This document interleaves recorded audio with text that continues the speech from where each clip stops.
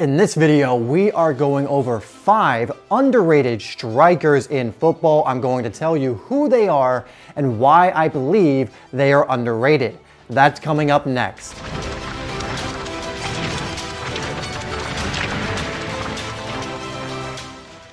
Hey guys, welcome to Simply Soccer, where we are releasing 4 football videos a week in order to help you improve your game and stand out on the pitch. So if you haven't already, make sure you hit that subscribe button and that bell icon so you don't miss out on any of the videos that we release. Now, like I said, in this video, I'm going over 5 underrated strikers in all of the world of football. If you disagree with some of my selections, let me know who you would put in one of the players I've picked their place, and also let me know of some other underrated strikers you feel deserve some recognition, because we're obviously going to do this series multiple times in the same position. Let's get into it. The first guy we're going over is a Premier League player who definitely does deserve more recognition than he gets, and it's HeungMin. And I might be mispronouncing his name, but this guy is an incredible talent, and he is a goal-scoring machine at times too. Last season, in 53 appearances, he scored 18 goals and had 11 assists, which is a phenomenal rate, especially when you factor in those assists.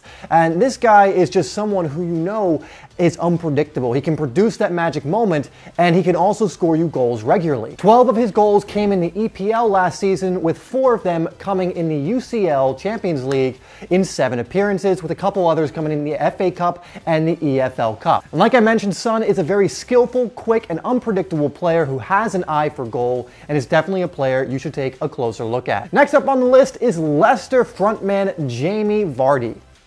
I think many people forget how great of a striker Jamie Vardy is. Many people just think he's a one-season wonder that helped lead Leicester to an incredible Premier League title that was basically unheard of, but he's been very consistent in his performances even since that time. For example, last season he scored 23 goals in 43 appearances while also recording a single assist. That includes 20 EPL goals in 37 appearances, which is actually a very, very good rate. Getting a 20-goal plus striker in your team is harder and harder to come by these days, and is an incredibly valuable asset for any side. Jamie Vardy is an incredibly quick player, a great finisher with an eye for goal, and has an incredible work rate, which is something I always look for in a striker, and I just never understand it when a striker doesn't have that phenomenal work rate, but not all of them do, yet Jamie Vardy does. To give you an idea of his consistency season in and season out, the season before last he had 16 goals and 7 assists in less performances, and the season before that he had 24 goals and 8 assists. This man is in no way, shape, or form a one-season wonder, and definitely a guy you should take a closer look at, and like always, I'll leave some highlights of him from last season in the description below, like I will for every player. Next player we're going over is Spaniard Iago Aspas,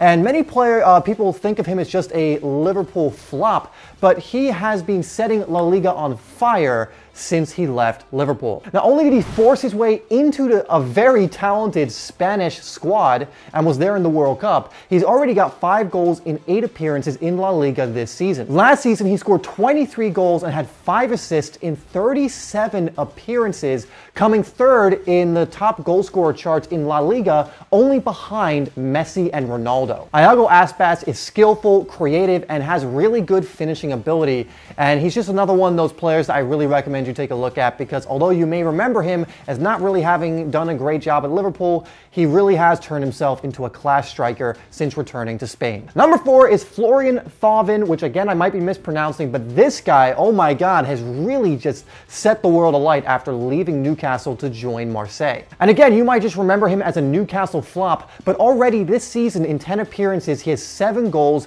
and 4 assists. In fact, last season in 54 appearances, he scored 26 goals and had 18 assists, which is phenomenal. This was so good, in fact, that he was actually included in, again, a very talented French national team as they won the World Cup.